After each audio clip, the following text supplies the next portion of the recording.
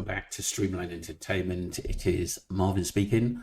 I guess a lot of people saw the wax and filtered video on the Jay Slater case last night, and I thought it was a brilliant response to what was said.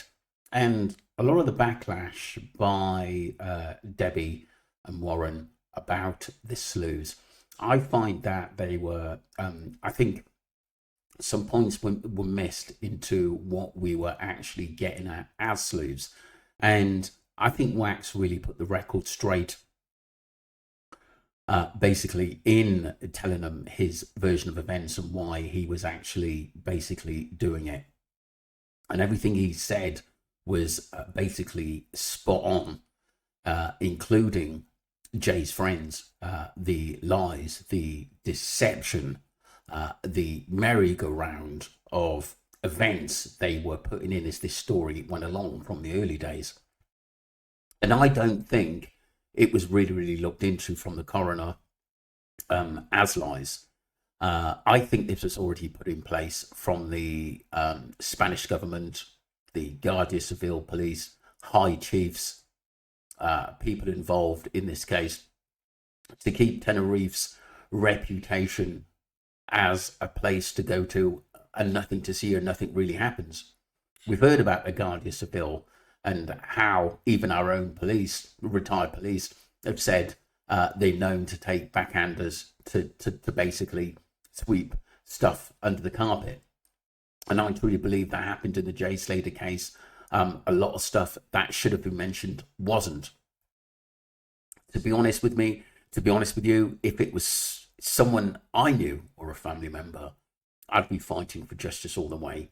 And I wouldn't be happy in the story which I've heard from the friends and the people who took him to the mountains. He came alive, he left alive. That just doesn't make sense to me. It's like, I don't really give a toss about that person. I said to him, I'll give him a lift back when I've got a couple of hours sleep. He didn't want to stay, he left.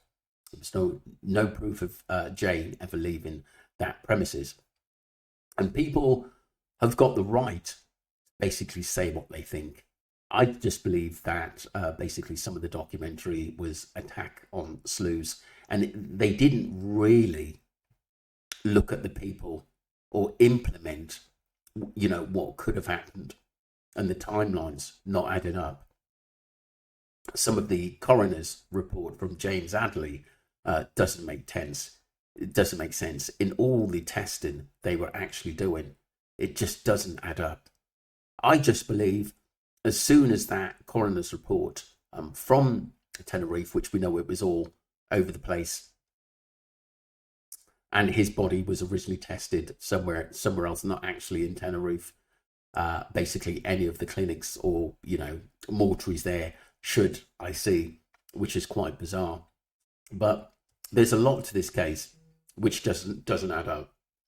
I just want to say I respect Wax for all the hard work that he's done, and I'm so glad he's actually come out and commented it on the Jay Slater case and the documentary as well, because it has a lot of flaws, even though the case is deemed as an accident, and that is the coroner's report, which will be down unless something else comes up. I've always said I do believe that there's basically evidence of things people's got on their phones still, friends of his, people that know Jay, but are afraid to share it. But I mean, we had Mia come out who told us a lot of things we thought that was actually true, and it tend to cover the same points. Myself, Wax, Mariana, Duncan, Ali Harris, and many others were following that narrative that there was something not quite right in this case and it needs to be looked into more.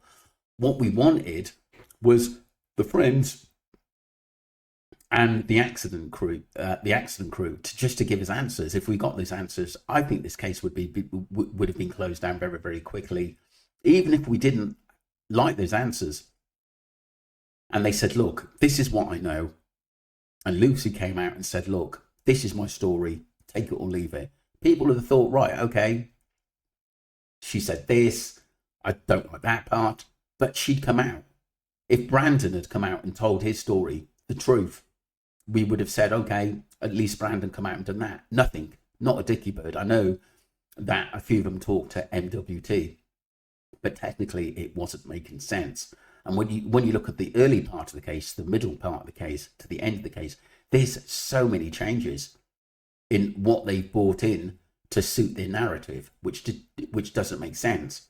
I believe if there was, if this happened in the UK, they would have been ripped apart, and some of them would be doing serious bird for covering up a case that we believe that was murder. A hell of a lot of us. But like I said, I think this case will be still out there for a little while.